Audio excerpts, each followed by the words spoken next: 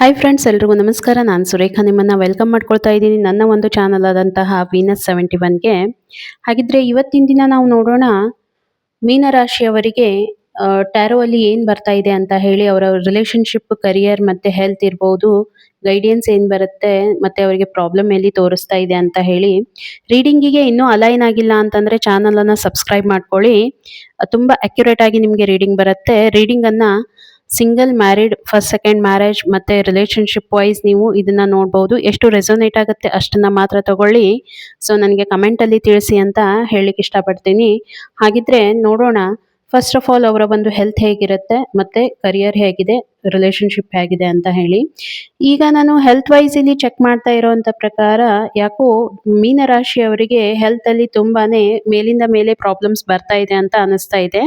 ಯಾಕಂತಂದ್ರೆ ಒಂದು ಸಮಸ್ಯೆಯಿಂದ ರಿಕವರ್ ಮಾಡ್ಕೊಳ್ತೀರಾ, ಮತ್ತೊಂದು ಸಮಸ್ಯೆ ಬರ್ತಾ ಇದೆ, ಒಂದು ಸಮಸ್ಯೆ ಹೋಗ್ತಾ ಇದೆ, ಮತ್ತೆ ಒಂದು ಉಲ್ಬಣ ಆಗ್ತಾ ಇದೆ. ಈ ರೀತಿ ಬರ್ತಾ ಇರೋವಂಥದ್ದು ಓಕೆ ನಿಮ್ಮ ಒಂದು ಹೆಲ್ತ್ ಅಲ್ಲಿ. ಸೊ ಸ್ವಲ್ಪ ನೀವು ಕಂಫರ್ಟ್ ಝೋನನ್ನು ಬಿಡಬೇಕು.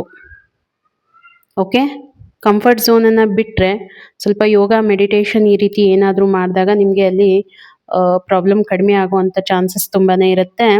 ಹಾಗೆ ಕರಿಯರ್ ವೈಸ್ ನೋಡಿದಾಗ ನಿಮಗೆ ಕರಿಯರ್ ತುಂಬಾನೇ ಚೆನ್ನಾಗಿದೆ. ನೀವು ತುಂಬ ಸೀಕ್ರೆಟಿವ್ ವ್ಯಕ್ತಿ. ನಿಮ್ಮ ಒಂದು ಸೀಕ್ರೆಟನ್ನು ಯಾರಿಗೂ ಕೂಡ ಡಿಸ್ಕ್ಲೋಸ್ ಮಾಡೋದಿಲ್ಲ. ಓಕೆ, ತುಂಬ ಬ್ಯಾಲೆನ್ಸ್ಡ್ ಪರ್ಸನ್ ಆಗಿದ್ದೀರಾ ನೀವು ಕರಿಯರಲ್ಲಿ. ನಿಮ್ಮನ್ನ ಮೀರಿಸಿದವರೇ ಯಾರೂ ಇಲ್ಲ ಅಂತ ಹೇಳ್ಬೋದು. ಓಕೆ, ತುಂಬ ಚೆನ್ನಾಗಿ ಬ್ಯಾಲೆನ್ಸ್ ಮಾಡೋದು ಗೊತ್ತು ನಿಮಗೆ.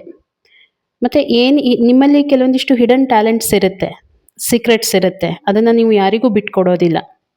ಸೊ ಅದ್ರ ಮುಖಾಂತರ ನೀವು ಒಂದು ಕರಿಯರಲ್ಲಿ ಸ್ಟೆಬಿಲಿಟಿಯನ್ನು ತೊಗೊಂಡು ಬರ್ತೀರಾ, ತುಂಬ ಬ್ಯಾಲೆನ್ಸನ್ನು ತೊಗೊಂಡು ಬರ್ತೀರಾ.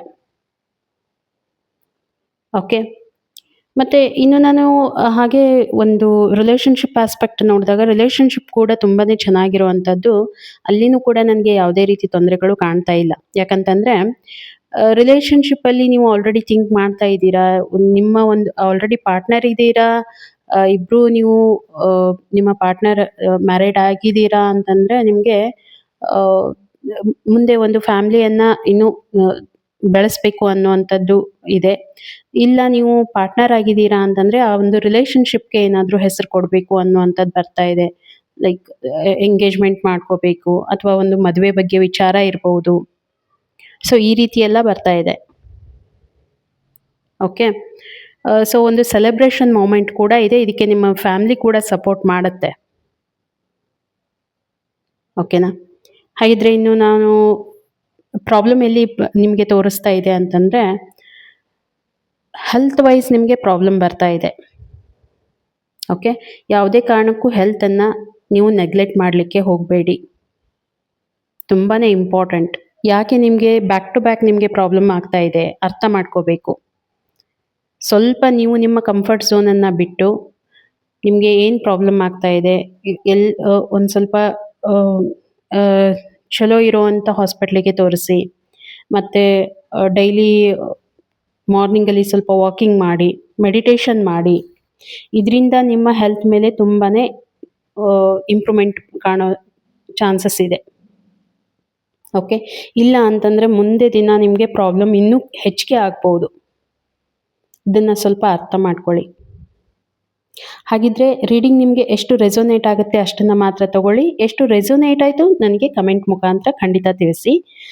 ನಿಮಗೆ ಇದು ವಿಡಿಯೋ ಚೆನ್ನಾಗಿ ಅನಿಸಿದರೆ ಲೈಕ್ ಮಾಡಿ, ಶೇರ್ ಮಾಡಿ, ಮತ್ತು ಚಾನಲನ್ನು ಸಬ್ಸ್ಕ್ರೈಬ್ ಮಾಡ್ಕೊಳ್ಳಿ. ಅಂದಾಗ ಮಾತ್ರ ನೀವು ನನ್ನ ಒಂದು ರೀಡಿಂಗಿಗೆ ಅಲೈನ್ ಆಗ್ತೀರಾ, ಅಂದರೆ ಅಕ್ಯುರೇಟಾಗಿ ನಿಮಗೆ ರೀಡಿಂಗ್ ಬರುತ್ತೆ. ಓಕೆ, ಸೊ ಇನ್ನೂ ಏನಾದರೂ ಇದ್ದರೆ ಮುಂದಿನ ವಿಡಿಯೋದಲ್ಲಿ ಖಂಡಿತವಾಗೂ ನಾನು ನಿಮಗೆ ತಿಳಿಸ್ತೀನಿ. ಸಿಗೋಣ ಮತ್ತೆ ಇನ್ನೊಂದು ವಿಡಿಯೋದಲ್ಲಿ. ಅಲ್ಲಿವರೆಗೂ ಎಲ್ರಿಗೂ ಕೂಡ ಥ್ಯಾಂಕ್ ಯು.